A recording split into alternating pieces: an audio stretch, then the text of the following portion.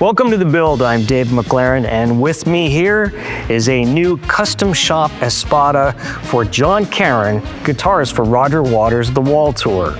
Now, Jon already has a G&L Espada HH with the two humbuckers on it, but Jon really wanted to have one of the original formula Espadas with the two magnetic field design split coil pickups here.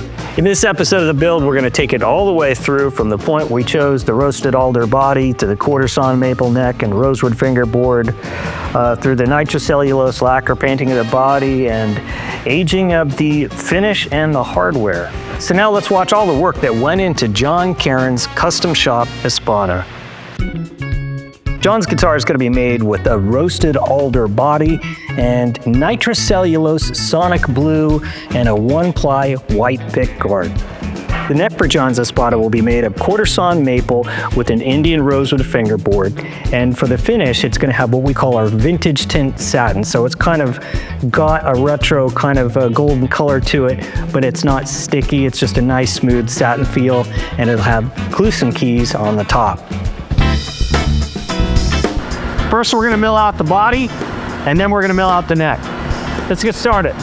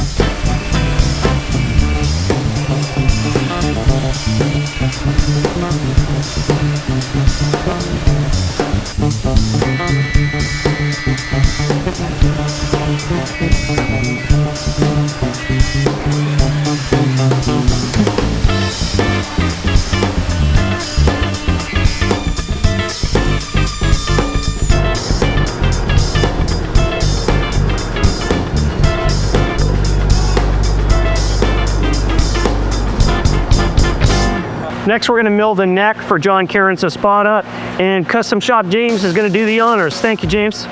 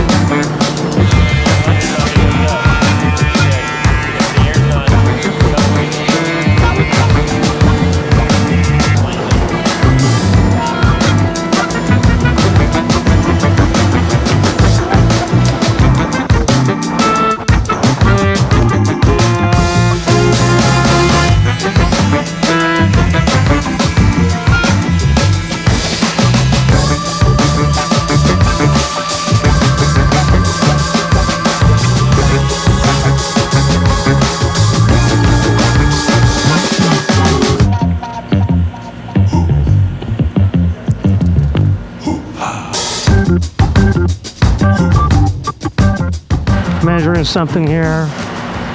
There's our heel.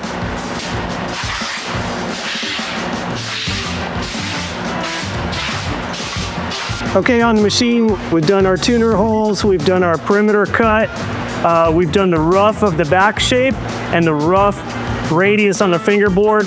And next, James is going to put some dots in and finish the fingerboard radius.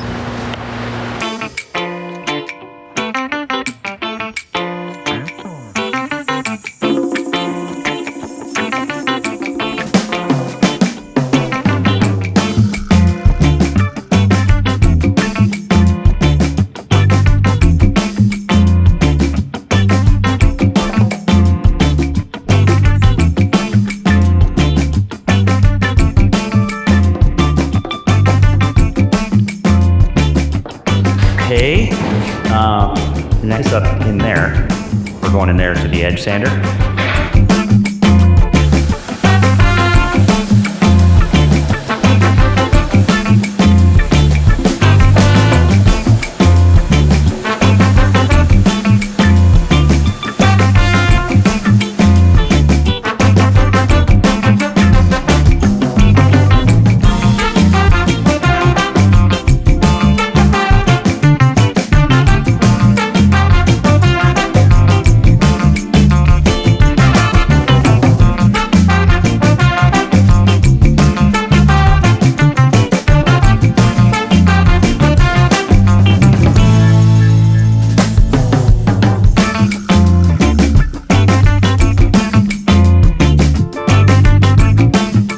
last thing that happened on this is James installed these 1/4-inch pearl dots, and he planed down the fingerboard. It just feels beautifully smooth. And the next thing is we're gonna cut the slots for the frets and the nut.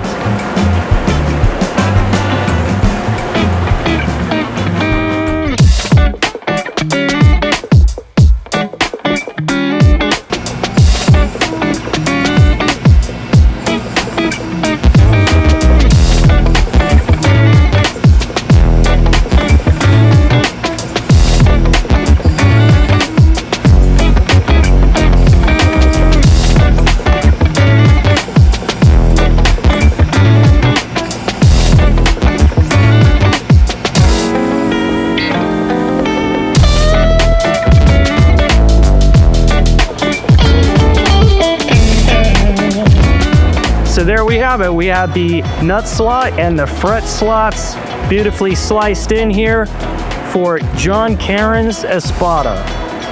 At this point, we're all done with the CNC machining, so the next thing is we're gonna lop off these locating tabs, and James is gonna take care of it. Thank you.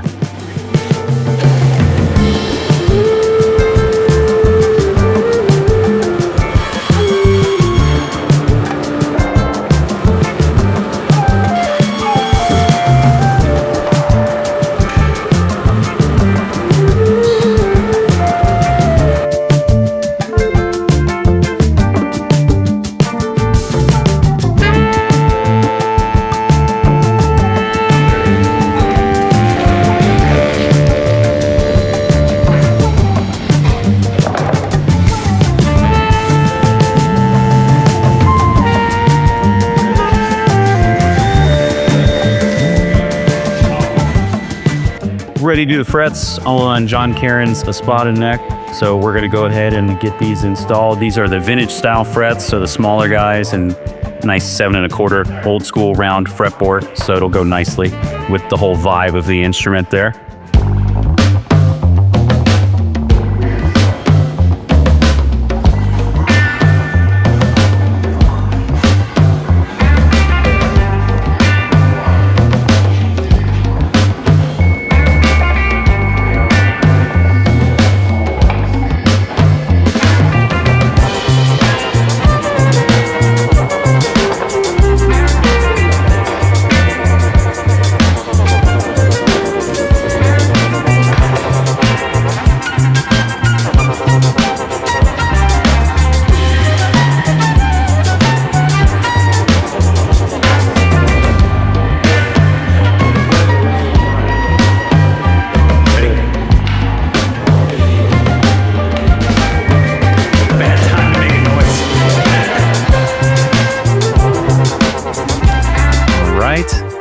So now we're ready to put the bevel on.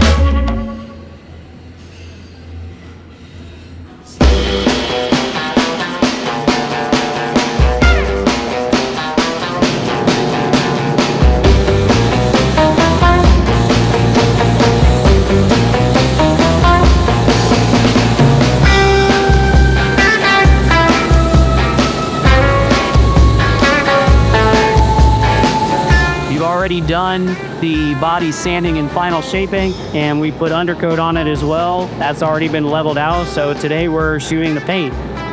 It's going to be a white nitrocellulose lacquer base coat with a, let's see, sonic blue top coat on top, or color on top of that. I'm going to finish shooting the white, then we're going to let it sit for a minute, and then we'll actually do the blue.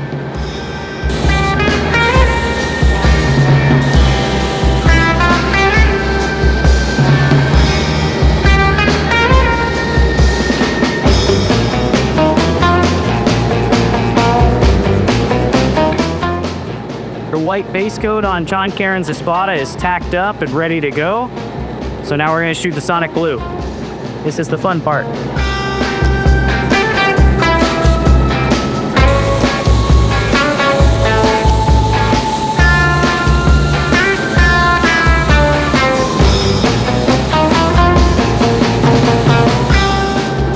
All right, color's already on Jon Carin's Espada, so now it's just time to start building clear. So we're gonna just spray a couple coats on it today to protect the color. And then I'm gonna let that gas off for a day or two. I'm gonna come back and scuff it a little bit, and then we'll just do more clear and build it. That way we can get something that we could polish.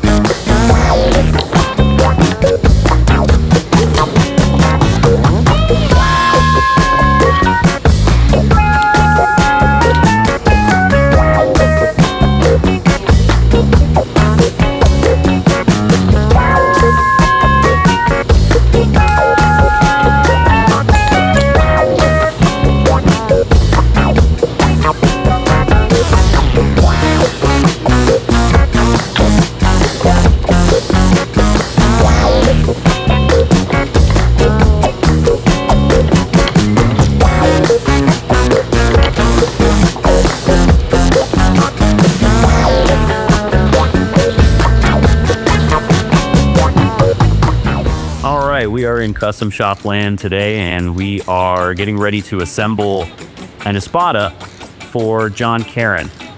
So Jon wanted sonic blue, so we got sonic blue right here.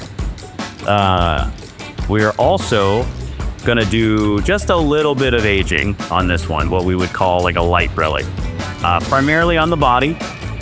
The neck is a nice satin finish with just a little bit of tint going on. We'll do a little bit of aging to the neck, but nothing crazy. And we're gonna go ahead and start the process of assembling and getting everything prepped to do a little bit of distressing and beating it up a little bit. So I'm gonna go ahead and get started with all that. Step one with stuff like this is we go ahead and clean out the neck pocket and actually get the neck fitted. We'll start attaching the hardware in the places that it needs to go. I'm gonna drill some holes for the pick guard and the jack plate with some of that stuff. Once we get everything kind of mocked up in the place that it needs to go, then I'm gonna put a few dings and dents and things like that in a few kind of strategic spots. And then the body is actually gonna go in the freezer for about an hour to give it just a little bit of checking. While that's happening, I'm gonna take all the chrome hardware and kind of distress it a little bit. I have some different methods for that. And then whenever the body comes back out, we'll start working on, you know, a little bit more mad scientist kind of stuff. So trying to replicate some very subtle claying wear in a few different spots. So I'm gonna go ahead and kind of dive into this.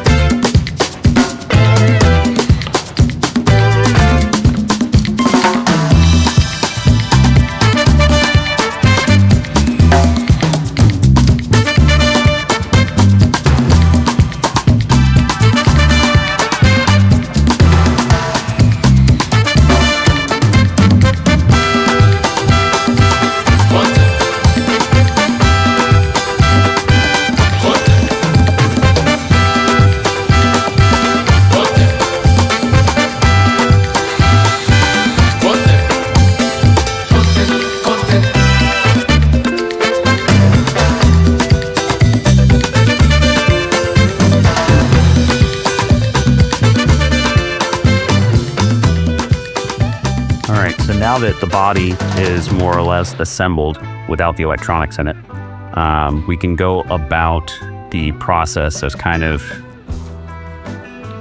you know, adding dings and character to it. The dings go on at this stage in the process.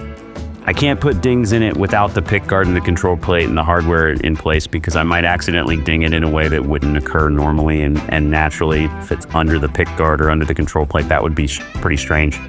But at the same time, those dents and dings that we put on it before we put it in the freezer, those are one of the things that actually will allow it to check in cooler ways. A lot of times if you look up close on actual old nitro stuff that has checking in it, you'll see it doesn't just have the straight lines running horizontally across the body. It'll also have like little curls that will originate from little dents and cracks in the finish. So we simulate that with my big old bundle of keys here. I've literally just collected keys every time I've moved out of somewhere and just kept them for this purpose, which is kind of weird, but here we are. So, not gonna go too crazy on this one. We don't need it to look like Stevie Ray Vaughan's guitar. We don't need it to look like it got played super aggressively, but a couple little dents and dings here and there will just kind of help it. So as painful as that might be to some people to watch, I'm literally gonna smack this thing with keys a few times. Obviously, dents and dings happen down here a lot, on corners. Just subtle ones on edges, across the back. I'm gonna try and make sure I'm not gonna do anything where the control plate goes.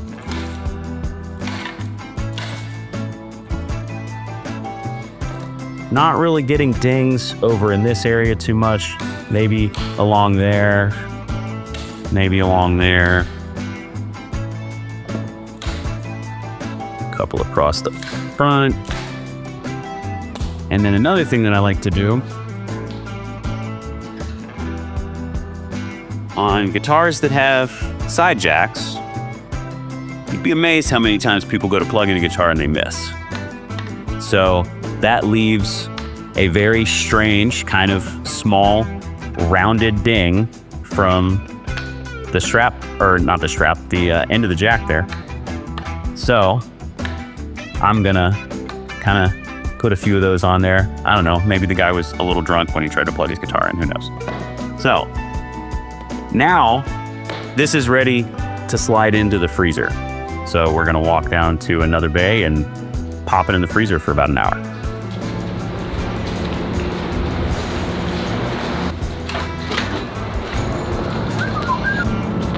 Hey Jerry, sorry. We're gonna slide it in here with all this ice cream. So let it sit like that for about an hour.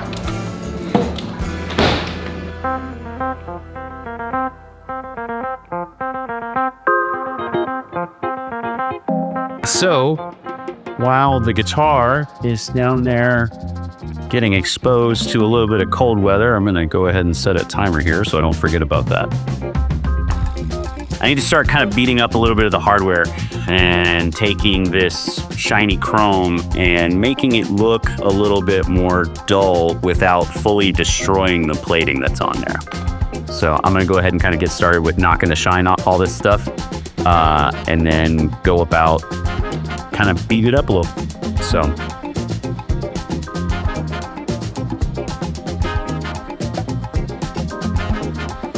trick is finding the balance between like too shiny and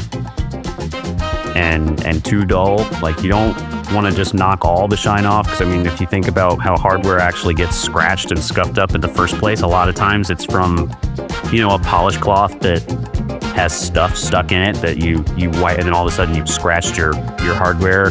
So I'm going around and just kind of trying to put random scratches in things, put like nicks in things, like it got bonked on something. You know, just a couple neck plate dings, do a battery plate ding.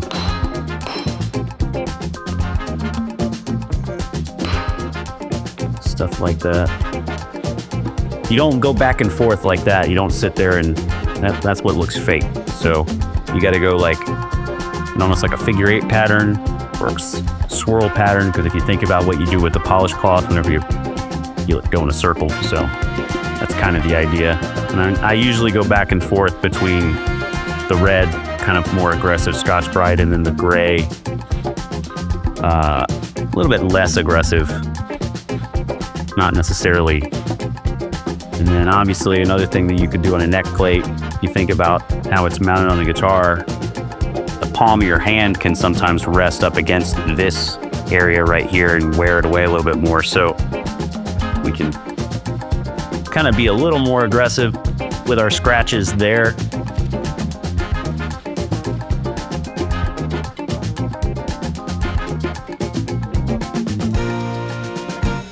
So another thing that we've got here is something that I lovingly refer to as aging juice. This is basically white vinegar that has some bundles of steel wool soaking in it, getting all rusty and gross, and some black tea bags and things like that. And this is basically going to kind of simulate like your sweat and stuff on your hands. You can kind of,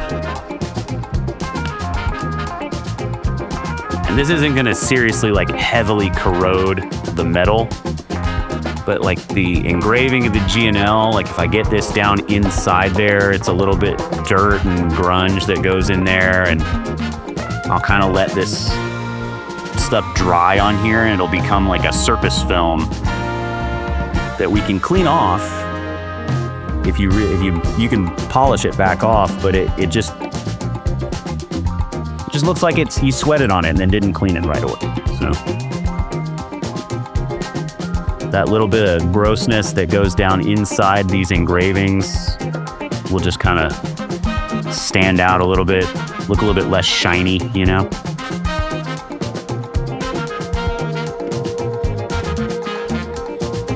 These CLF guitar knobs are pretty cool. They got a nice retro vibe to them, and they always age up really nicely. I like the way they look whenever they're all done. Once we take some of this shininess off of them.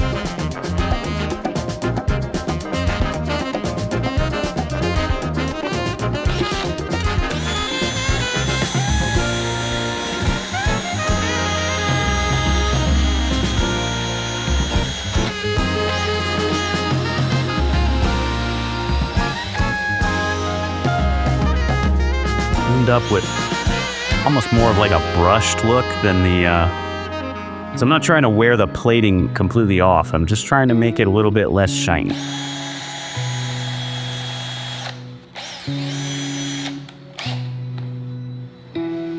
See if you see the difference between the two. This is kind of what we're going for. And then we give it a little grossness bath.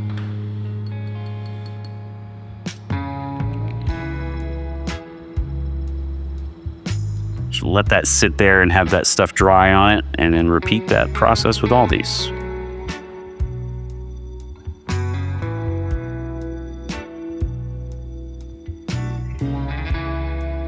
String tree isn't overly shiny anyway. I don't really need it to be super gross. Just trying to make sure it's not like bright and shiny compared to everything else. I don't want it to stand out and look weird. I don't need to do anything crazy with it.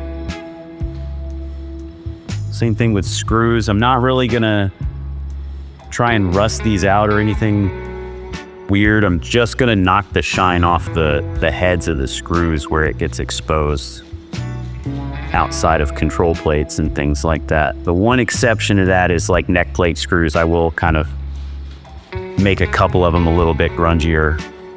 The areas where your hand would actually touch it. So I'll dunk that guy.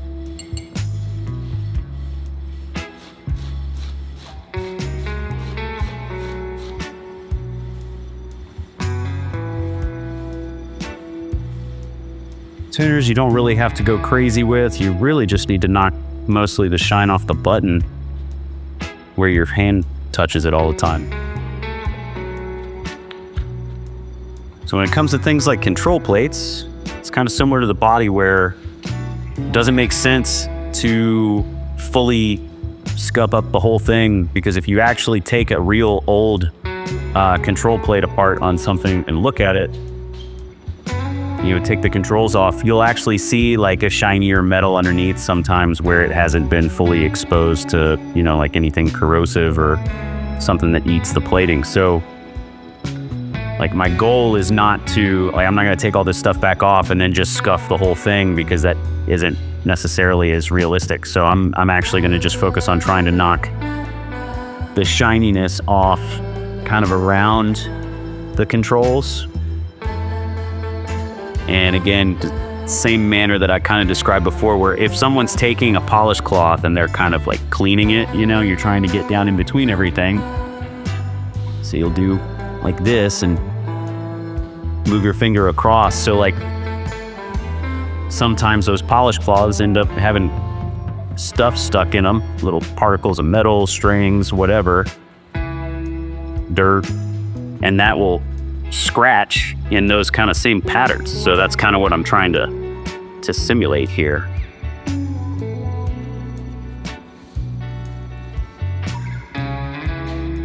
And there's little kind of halos of shininess that are still up around stuff, and that's kind of normal, because you won't be able to fully touch like right up against a nut or something like that. So it's normal for a little bit of that to happen. Another thing that is kind of cool that you'll see on old guitars is like where you're turning knobs, your fingertips will sometimes touch the metal. So you can actually do something like this, and you'll get like a little bit of a swirl effect.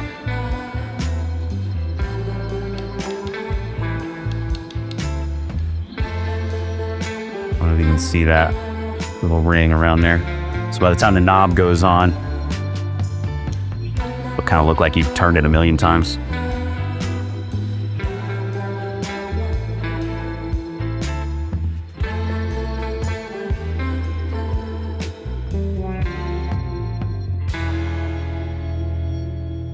All right. So we'll let that stuff dry, and in the meantime, we can kind of start working on the neck and getting it a little beat up.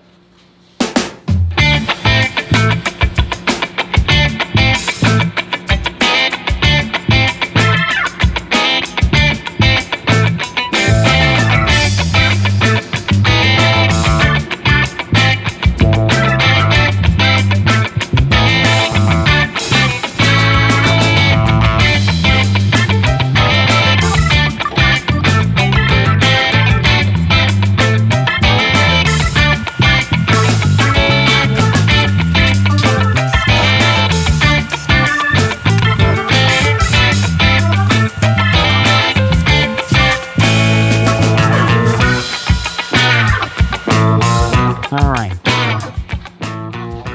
All the tuners are on, and now I'm going to go about the process of kind of getting rid of some of the finish in just a few areas on the back of the neck.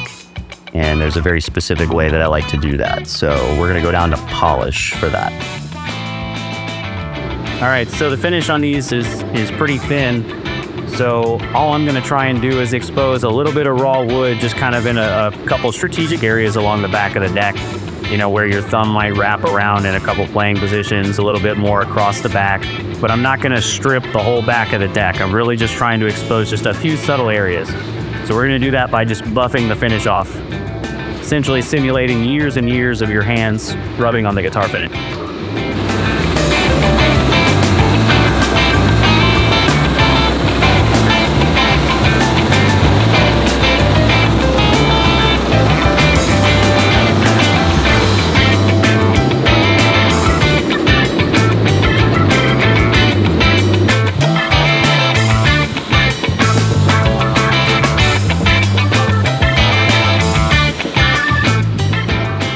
All right, so that's kind of what I'm going for. Subtle color changes across the middle of the neck.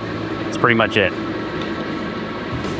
Now that we've got some of the maple back exposed and I've got some of the open pores that darken a little bit with just rubbing some steel wool in, another thing that I like to do is use pigment powder.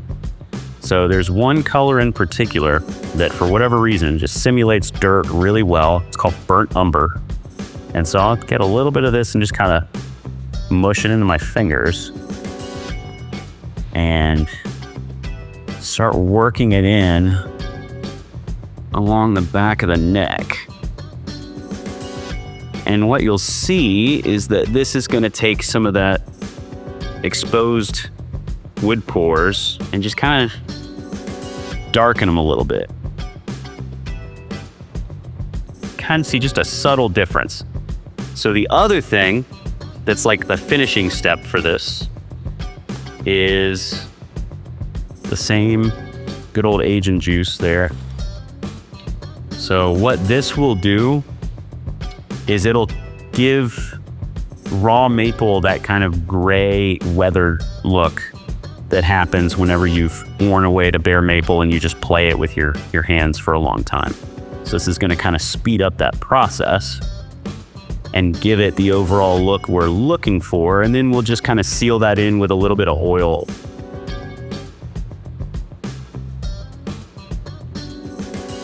Let this sit on there, and it should darken up kind of nicely over the next few minutes.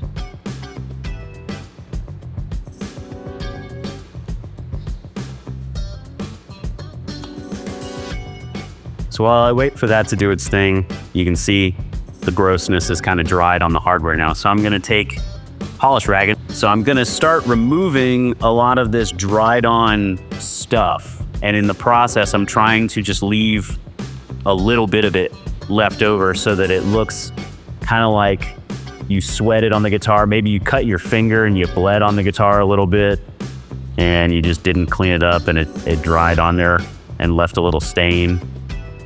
You can kind of see, comparing this half to this half, what I'm kind of going for there. So we've wiped most of it off, but in the end, you're left with just kind of a little subtle stain on some of this stuff that just gives it a little bit of a cool factor to me. I'm also going to take some of this Blendall powder and mix it in these ridges on the knobs so they get kind of dirty. So while that's been happening, the stuff we put on the neck has kind of started to change the color a little bit. The Blendall powder that I put on there kind of made it this brown color. So we're gonna go back over it with a little bit of steel wool and get some of that kind of stuff off of there, and you can see that kind of grayish color underneath. And we're gonna lock that color in and kind of deepen it a little bit with Danish oil. I like to use Danish oil specifically on necks, whether it's a completely raw oiled neck or if it's something like this. I have a few different colors. I like black walnut to kind of accentuate the dark part of the wood that you're going for, and then there's just a natural kind of an amber color.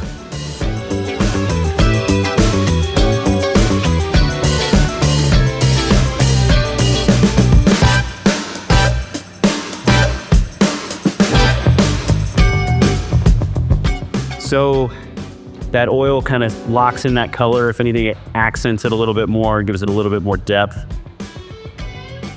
Really gets into the exposed pores of the maple now, and even the rosewood.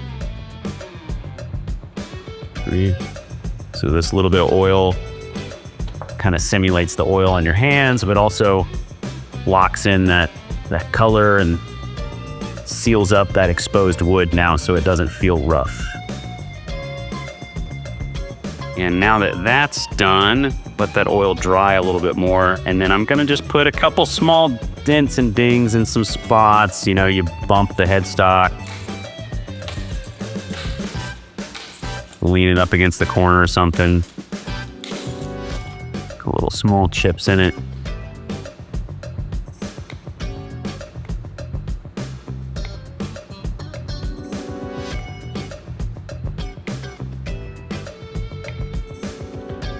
And then while I've still got kind of dirty fingers, just mush some of that dirt into that ding and just discolor them a little bit.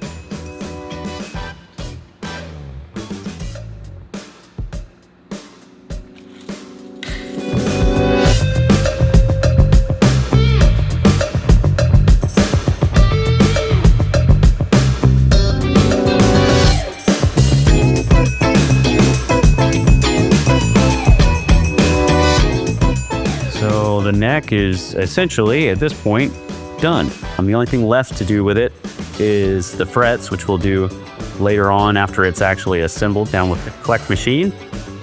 So there we go. now we just got to wait on the body to finish, you know, doing its thing in the freezer, and then we'll be ready to kind of do some of the similar steps on the body that we did on the neck. Perfect.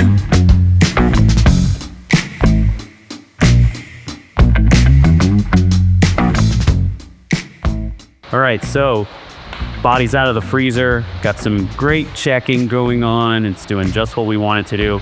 So now I need to just do a little bit of detailing, knock a little bit of the shine off the body in some select areas, and then we'll be able to actually start kind of wearing away paint.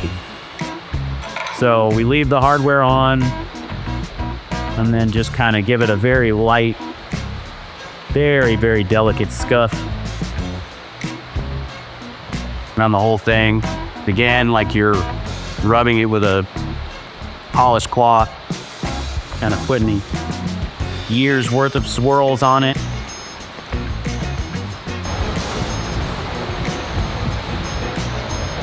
Still up a little bit of dirt underneath some of it.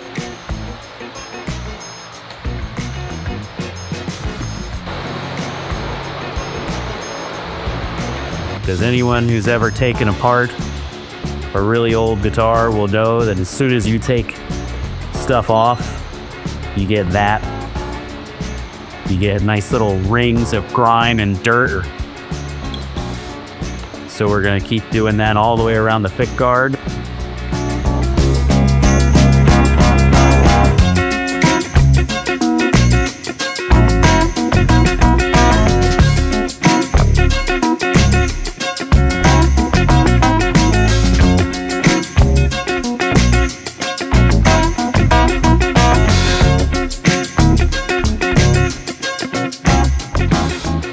And that's what you get when you take apart an old guitar. You get nice clean finish underneath, and then you get kind of a grungy finish on top of that it built up around it.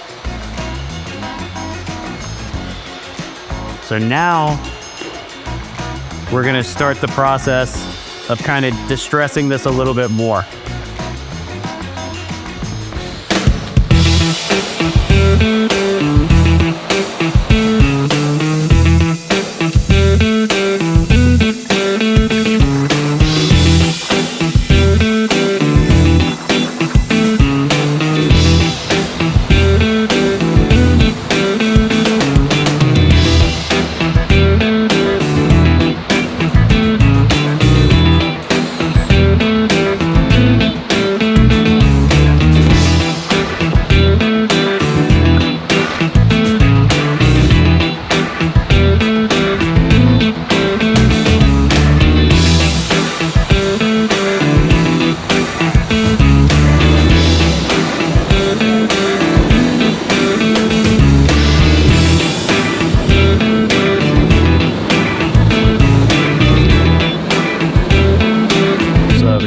A few areas. I'm gonna go back and do a little bit more detailing with scraping and steel wool and stuff like that. We'll kind of finish this one off.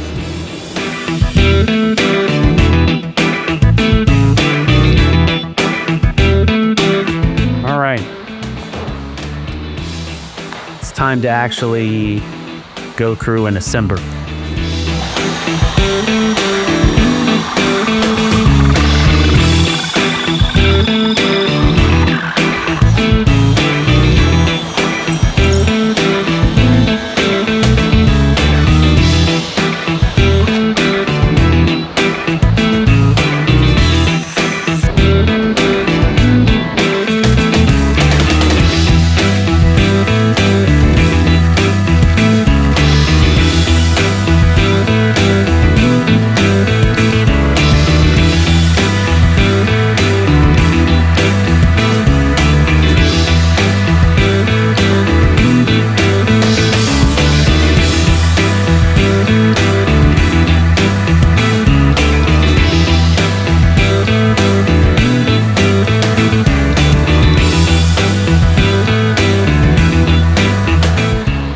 Some soldering, which means I got to step over to the other bench where the soldering iron is, and we'll get this thing hooked up.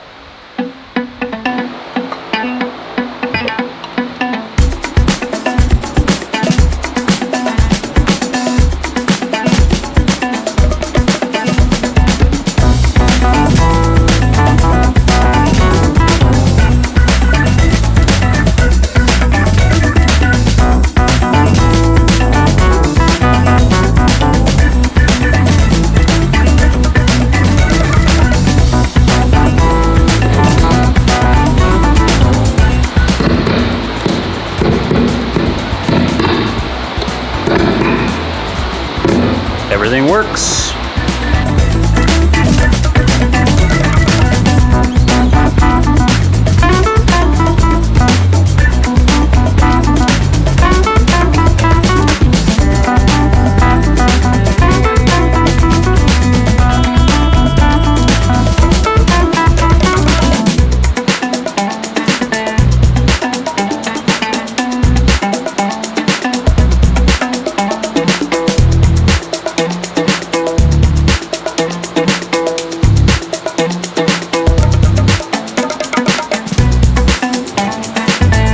At this point, I just need to let that dry, and it'll do the same stuff that it did on the hardware. It'll stain it and do some weird stuff. Get the overall aesthetic I'm going for, which again is like someone kind of sweated all over it a little bit and then didn't really clean it off that good.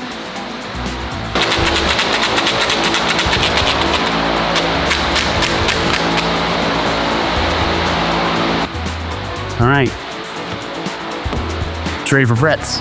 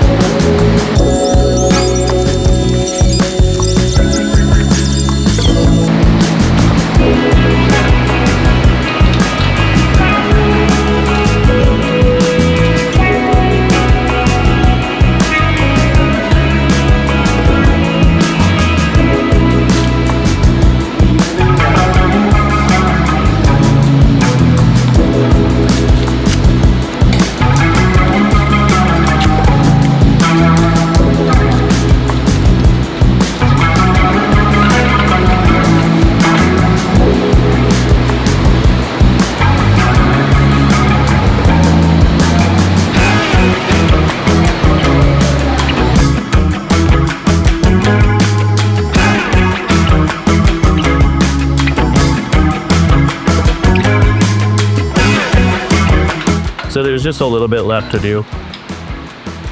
Really, it's going to come down to polishing the frets and detailing the setup.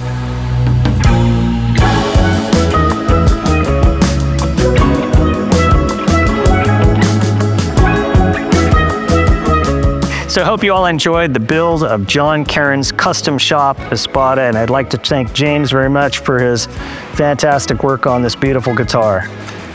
It was a blast. I hope Jon enjoys it.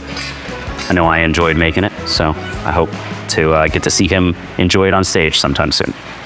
Thanks, everybody. We'll see you next time.